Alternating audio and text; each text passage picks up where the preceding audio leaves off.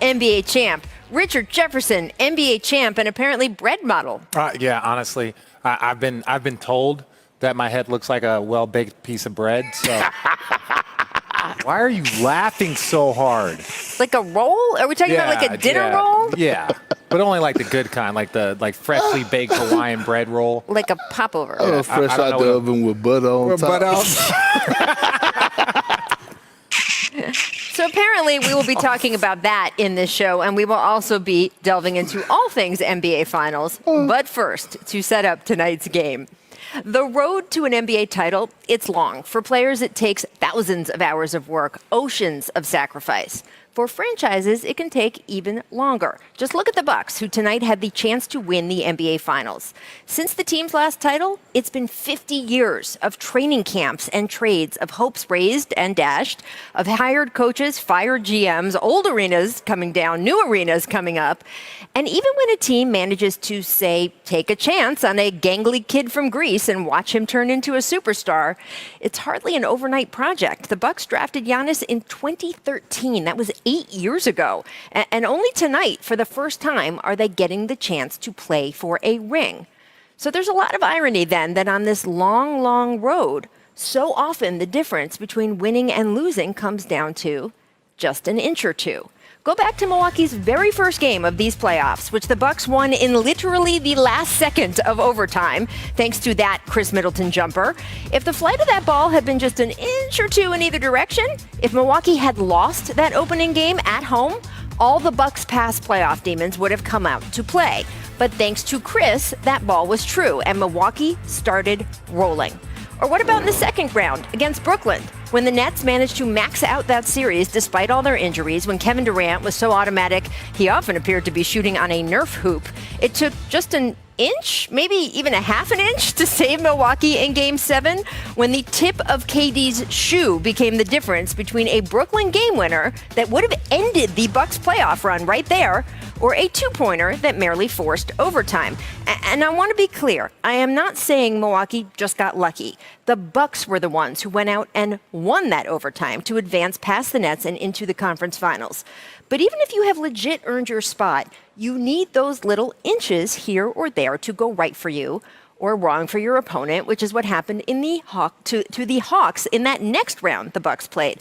Remember when Trae Young reached his foot back to get some traction, unwittingly pushing into a referee so hard it gave him a bone bruise? What if Trae had turned just an inch or two up court first and then extended his leg backward? Maybe he never gets hurt. Maybe the Hawks force Milwaukee's playoff road into a permanent detour. Or what about in these finals? That insane block Giannis had on DeAndre Ayton in Game 4 was a matter of, yes, inches. If either Ayton or Giannis approaches the hoop at a slightly different angle, just an inch or two difference, that play either becomes a goaltending call on Giannis or Ayton dunking on Giannis's head. The Suns would have tied the game with just a little over a minute to play and easily could have taken a 3-1 lead in these finals. Instead, Giannis got every inch correct there, and the Bucks changed the momentum of the series. Which leads us to Game 5 and that final sequence we've seen so often in the past couple days. Watch it in slow motion. What if Devin Booker doesn't turn so sharply away from PJ Tucker, maybe stopped an inch or two shorter in his rotation, and therefore not as vulnerable to Jrue Holiday stealing the ball? What if Jrue, once he was running up the court, had been an inch or two lower on his pass for Giannis, and that incredible alley-oop had been intercepted and maybe run back the other way? Except Jrue wasn't an inch too low. He was dead on, and the Bucks are now on the doorstep of a title. And you know, if Milwaukee wins tonight, there will be a lot of talk about what a long time coming this championship will have been, and that will all be correct. Still, if it does happen, don't forget how narrow the margins had to be, how over and over a journey that spanned decades was affected by just an inch or two, and how a team mastering those tiny details is what makes a giant accomplishment, if they can do it, even more impressive. So, guys, Giannis has back-to-back MVPs in his career. He's had 5 straight All-Star games, all NBA teams, won the Defensive Player of the Year, Most Improved Player, as well as the All-Star Game MVP earlier this season.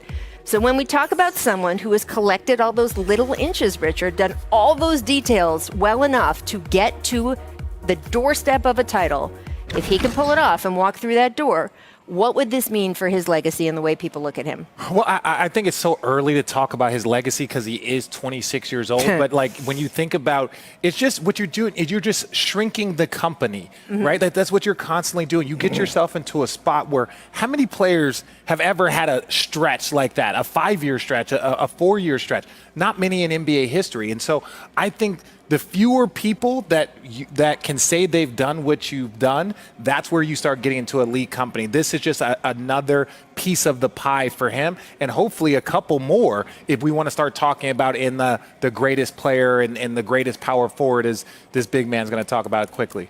Yeah, I can't talk quickly. I only could talk slow, but I am going to talk about it. When it comes down to Giannis' legacy, I'm talking about if he finishes this and wins the championship and the Finals MVP, we could just put him in the top 10 power forward of all time conversation for the simple fact that I get he has 2 MVPs. I get he has a Defensive Player of the Year. But the thing that stands out the most to me is the Defensive Player of the Year award along with the MVP award in the same season. There's only 2 other guys that have accomplished that in the history of the game, and that's Michael Jordan and Hakeem Olajuwon. And when you look at his short career right now, with Giannis not just scratching the surface of his prime, the prime is between 27 and 34 years of age. He has a long way to go. But his resume is longer than, In-N-Out Burger at 11 p.m. at night. I've never been to In-N-Out. I have. It's a big person problem. I know. It's your okay. problem. I'm sorry. Continue, Rachel.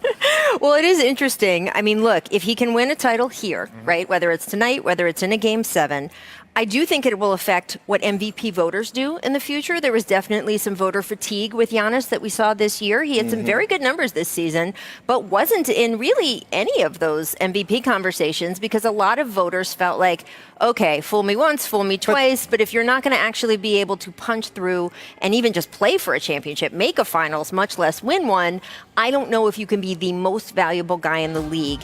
Whether that was fair or not, that was definitely an articulated position. But there's going to be voter fatigue regardless. Okay, I agree. We saw that with MJ. We saw it with LeBron. Yeah, but the voter fatigue stopping after 2 MVPs versus possibly more MVPs. Yeah.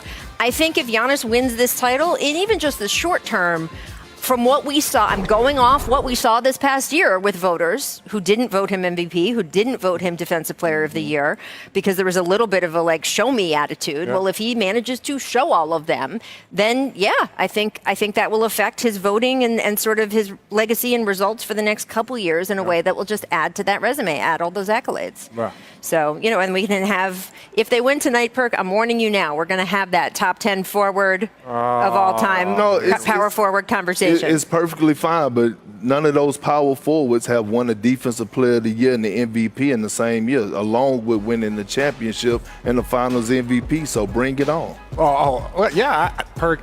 You are 100% right, and that's going to be the only time I say this today. But again, when you're talking about legacy, it's the company. How many people can say they've done what you have done? And to your point, there's only 2 or 3 that can have, you're going to start looking at the Karl Malones, you're going to start looking at the Tim Duncans, you're going to start looking at all of those individuals, and that's an elite company to be a part of. But there is also the company he would be in the Bucks universe, right? So we just saw a video of Kareem, of Oscar Robertson. The same way with certain teams, those big franchises like the Celtics and Lakers, you can have a player who is possibly one of the greatest players of all time, like Kareem Abdul-Jabbar, but is he the best Laker? Does that title go to Magic or Kobe, right? So when you, within the Bucks universe, sure, Giannis is going to add to his legacy if he can win this tonight in terms of the NBA universe. But in the Bucks universe, this puts him solidly with Oscar, with Kareem, in a way that is just, I think that legacy here in Milwaukee will be cemented in a way that he will then be able to have a free meal here in the city anytime he likes for the rest of his life. Let's move on to the Phoenix side of the equation because they are facing elimination, guys, for the first time in this postseason. The last time a team went on the road for Game 6 in the finals and forced a Game 7 was when the Pistons did it back in 2005. Perk, I can tell you, as someone who is flying between Detroit and San Antonio over and over and over again during that series, it was quite a thing when they forced the whole series back to San Antonio. Now, the Spurs did end up winning then, but still, how do the Suns approach this game so they can be like those Pistons and not be done tonight? Well, I think it's all about their mindset, obviously, right? And then you want to come in on the road and you want to take the crowd out of it. And I think the good thing with the Suns is that they had that game 4 experience, right? Where they were up and they saw that they could play in this arena and battle with the Milwaukee Bucks. It would have been a different story if it was 2 back-to-back blowouts in Game 3 and Game 4. But the fact that they gained confidence in this building is all the Suns need. They just have to go out there and play their style of game, meaning no turnovers, play agenda-free basketball on both ends of the floor, and play with that sense of urgency. Now, with that being said, I feel like all the pressure is on the Milwaukee Bucks tonight. So coming into this arena, when you look at the Milwaukee Bucks, all the pressure was on the Phoenix Suns in Game 5. Milwaukee has all the pressure. You at home, you must close this out, right? So you're coming into this game, and you have to have that mindset if you're the Bucks that we're not trying to go to a Game 7. We're not trying to go back to Phoenix where this young core is comfortable at, where Mikal Bridges is shooting, night and day at. So we're not trying to go there. I mean, the pressure has to be a little bit. 100%. Tonight, right? Wait a second. Like I'm not going to let you sit up here and lie to the people. You didn't let me do nothing. I let you lie to the people because this is the truth. Like to your point, Rachel. No, this is your opinion. You cannot say that the pressure is all on the Milwaukee, but the pressure is on Phoenix. You want to know why the pressure is really on Phoenix? Because the Milwaukee Bucks have already proven that they can win in Phoenix also. So just because if they were to happen to lose this game, it's not like their confidence wouldn't be great going into Game 7 because they just won a game there on Game 7. Now, this is what I think the Suns need to approach this first elimination game as. You've done this. It's what coaches talk about all year long. We've done all the work to put ourselves in this position. They were the best road team in the entire NBA all year long. You put yourself, you've played in every climate, you've played in front of every type of group so that when you get here to a must win on the road, you have that to fall back on. You have that confidence. You're Monty Williams. You can come in and say, you know what? You guys, this young team was the best road team in the league. Now we have a must win on the road. That's why you put in your work. That's what all that confidence comes from. And I don't know what Perk is talking about, but I'll let him finish. I know he's going to want to say something. I understand you talking about the Milwaukee Bucks getting Game 5, which was a huge win. But just because you pour syrup on it don't make pancakes, all right? And at the end of the day, we all – no, it don't. No, it don't. It's a lot of other things that could happen. But with that being said, what I'm saying is that the pressure – and you know – sausage. I put sausage and in a loaf of bread or roll. Hey, but listen. Just a little drizzle. But Rachel, Richard knows that going into Game 6, when you at home, you want to close that out. Nobody wants to go to a Game 7 on the road. Nobody. It's a tricky thing and approach, too. Like, the Suns' approach is easy. You got to win tonight. You got to play desperate. Every minute counts. All that stuff. Bring out every Montyism that we've heard through these playoffs. Other side of a hard. Let's go.